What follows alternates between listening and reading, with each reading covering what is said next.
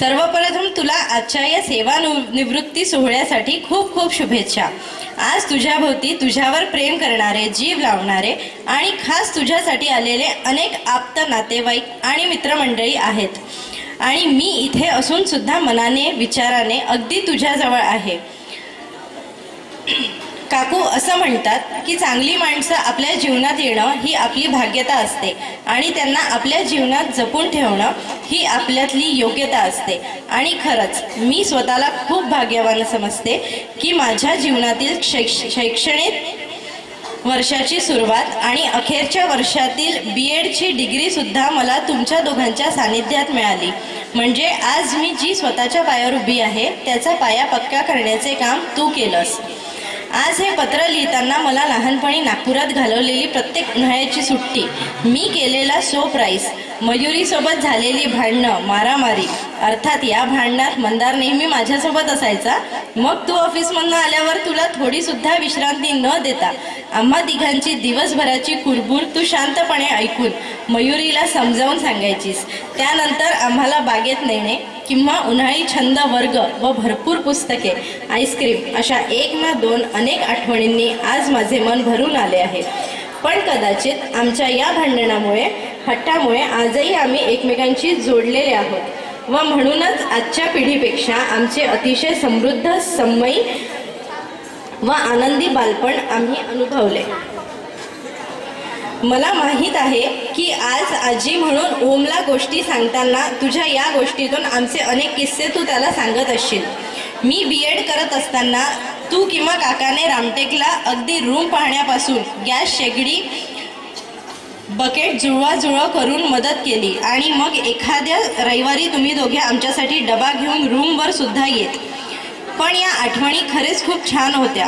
पाहता पाहता मोठे झालो, सगळेच गणित बदलत गेले, छोट्या छोट्या आनंदाचे क्षण केव्हाच उडून गेले। घर व नोकरी हे सांभाळून मंदार मयुरीला मोठे करताना, त्यांच्यावर चांगले संस्कार करताना तुझी किती दमछाक झाली असेल हे मला आज आरोही आत्मनला सांभाळताना वाटते।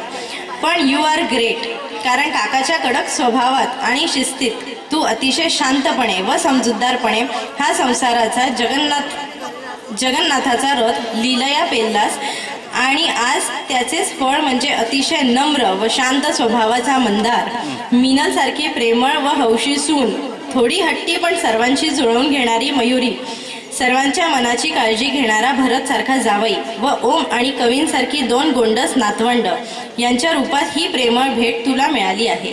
आज तू काका, आत्या, आई, अण्णा या सर्वांकडे पाहून तुम्ही ही नात्याची वीण किती प्रेमाने आणि एकोप्याने घट्ट जोपासली आहे हे समजते। कारण समोरच्याच्या मनाची काळजी जेव्हा तुम्ही तुमच्या मनापेक्षा जास्त घेता याची जाणीव म्हणजे नातं, आणि हे तुमच्यामधील बंध एवढे घट्ट आहेत की एकमेकांचे तोंड न पाहू इच्छिणाऱ्या आजच्या कलियुगात तुम्ही सर्व सुखदुःखात एकत्र येता व भेटीसाठी आतुरता।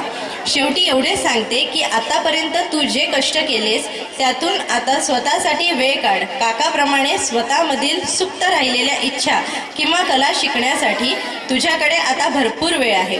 प्रवासाची तर तुम्हाला आवड आहेच, त्यामुळे जे राहिले ते सर्व देश आनंदाने पहा व आरोग्य सांभाळा। आई हे तुमच्यासाठी। तृप्तीताई।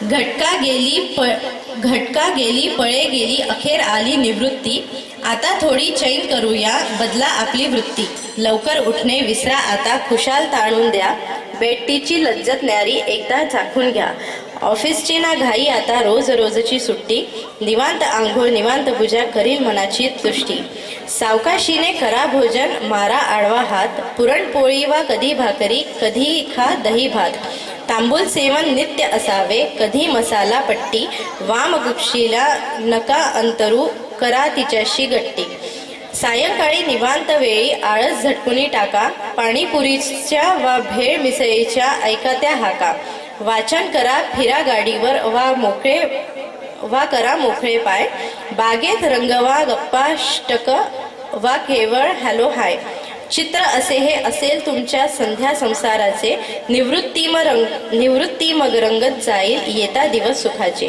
पुन्हा एकदा खूप खूप शुभेच्छा, तुझी लाडकी तृप्ती। बाजूने ते म्हणतो वाचून दाखवल्याबद्दल मला छान वाटलं. तृप्तीचा आवाज ऐकलाय मला फिट झाले. थँक्यू.